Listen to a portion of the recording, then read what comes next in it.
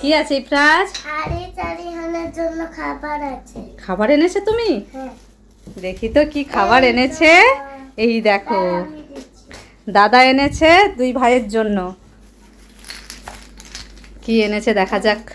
না, wow, Apple. না। Wow, original Apple. দেখি তো সুন্দর করে, যা পড়ে গেল। দাও হাতে করে দেখাই। এই দেখো, এতে আছে ক্যান্ডি।